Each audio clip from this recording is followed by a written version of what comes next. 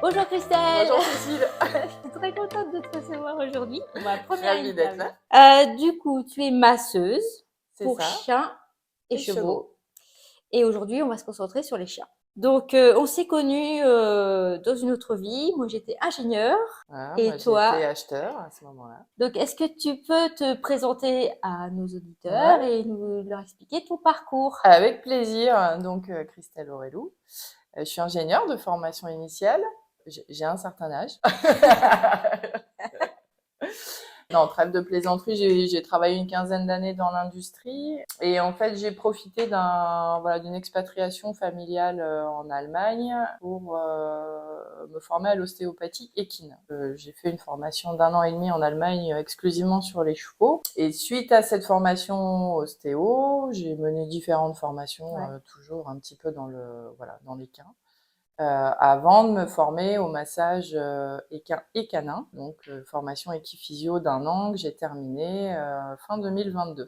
D'accord. Voilà, donc le chien, je suis propriétaire moi-même de 2 chiens, mais on va dire que la partie apprentissage du massage canin est plus récente pour moi. Qui peut demander des massages pour son chien? Le massage canin s'adresse un petit peu à tous les chiens, du jeune chien, du chien actif, du chien de sport, aux chiens de compagnie évidemment, aux vieux chiens. Alors les objectifs seront pas nécessairement toujours les mêmes. Ils seront évidemment discutés avec le gardien propriétaire du chien qui vient voir pour une Ouais. thématique particulière. On vient apporter du confort, hein, déjà ça c'est le premier point. Aussi aider le chien sur une thématique spécifique post-traumatique, post-opératoire par exemple, sous conseil vétérinaire, voire ostéo. Hein. Donc, quand j'ai fait appel à un ostéopathe pour mon chien, là, suite à Ouais. l'incident qu'il a eu, j'aurais pu t'appeler, en fait. En complément, ouais, tout à fait. En D'accord. fait, on a des actions qui sont conjointes, vraiment intéressantes, la partie ostéopathie et la partie massage. Mhm.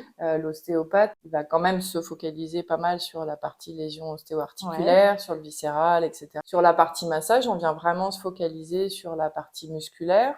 On vient soit préalablement aider en relâchant des zones musculaires qui peuvent être Mhm. compensatoires et donc les manipulations ostéopathiques sont susceptibles de passer plus facilement Ouais.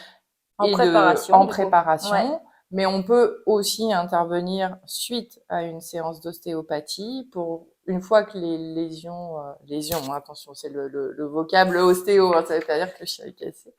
Une fois que les problématiques ostéo-articulaires ont été levées, Oui. on vient nous retravailler sur les compensations musculaires qui avaient pu se mettre en place du fait de ces problématiques articulaires, de façon à ce que ce travail qui aura été effectué puisse durer.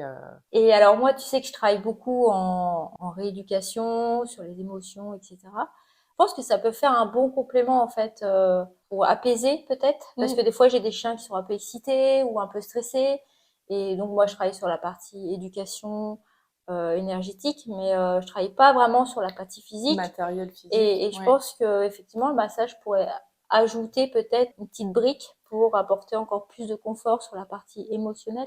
Ouais, bah c'est un des aspects intéressants du massage. Alors qu'on connaît chez nous, par exemple, quand on se fait masser, alors que ce soit chez un kiné, ça peut être du relâchement ou pas. Des fois, ça fait mal, hein, mais des fois, ça fait du bien en faisant mal. Donc ça, c'est aussi une action qu'on peut avoir. Mais effectivement, le fait de venir relâcher des tensions musculaires va venir apaiser aussi le mental, Ouais. quand même. Donc, un mental apaisé dans un corps plus relâché, ce sont des capacités d'apprentissage améliorées aussi, une capacité de concentration améliorée. Ouais. Donc je pense que les deux thématiques peuvent effectivement être intéressantes à cumuler. Du coup, moi, j'aimerais que tu nous montres un petit massage que les gens puissent faire au quotidien s'ils ont un chien à déstresser ou à juste passer un bon moment aussi avec leur chien. Je pense que ça peut être un moment de partage. Oui, bah c'est vrai que le massage c'est l'occasion d'apprendre à connaître un animal de manière différente. Hein. Il y a vraiment une bulle qui se crée entre le masseur et l'animal massé à l'instant et au jour J. Bah, je vous montre un petit truc. Allez, Allez, c'est parti. Alors, pour venir aider à relâcher le cou et le dos du chien, donc toute la ligne du dessus, voilà, ici. On vient pincer gentiment, alors attention, c'est comme un palpé roulé chez nous, hein. On prend un petit pli de peau et on vient l'étirer vers le haut comme ça, tout le long de la colonne vertébrale. Et on regarde, on est toujours attentif à comment réagit le chien. On vient l'étirer gentiment. Déjà sur un premier passage, alors ici on a une petite zone où le chien n'apprécie pas trop.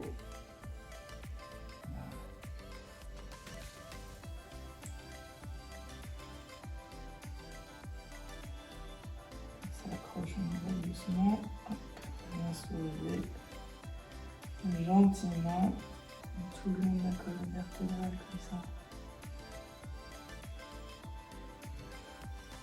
Hop, jusque là.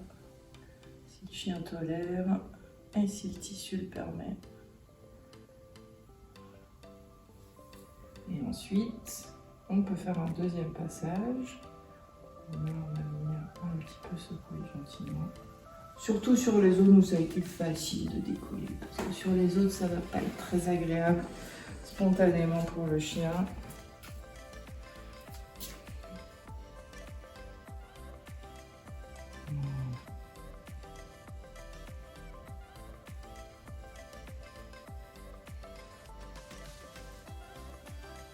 Là, ça permet de décoller un petit peu les fascias superficielles pour venir donner de la mobilité, remettre un petit peu d'afflux de circulation sanguine, les petites zones collées. Il se laisse faire, elle est gentille. C'est collé mais ça va quand même.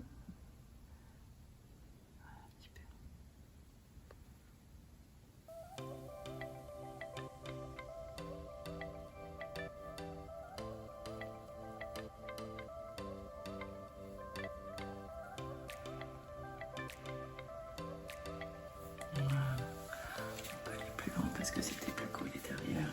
Voilà. Et ça permet de donner un petit peu de mobilité, de redonner un petit peu de place aux fascias, aux muscles en dessous.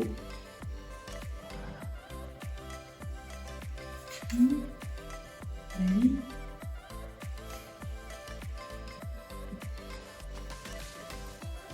Pas mal, ok. Et voilà le petit geste qu'on peut faire à la maison. Bon, bah, c'était vraiment super ce petit massage. Mon chien, je crois qu'il a adoré. Il a trop kiffé, quoi.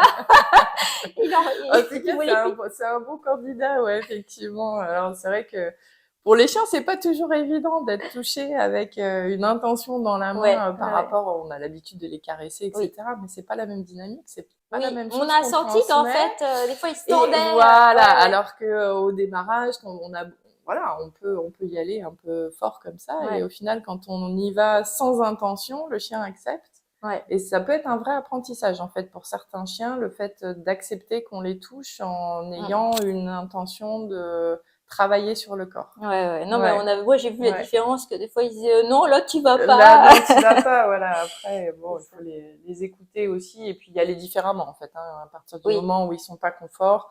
C'est vraiment important dans mon métier, hein, en tout cas, de certainement pas dépasser le seuil de douleur. L'objectif, si on veut rester dans le relâchement, c'est justement d'aller trouver d'autres voies ensuite d'accès pour aider à relâcher ces zones tendues. Ouais. Et alors, du coup, si nos auditeurs sont intéressés, comment ils peuvent faire pour te contacter ou prendre rendez-vous avec toi? Eh bien, ils peuvent me contacter via ma page Facebook.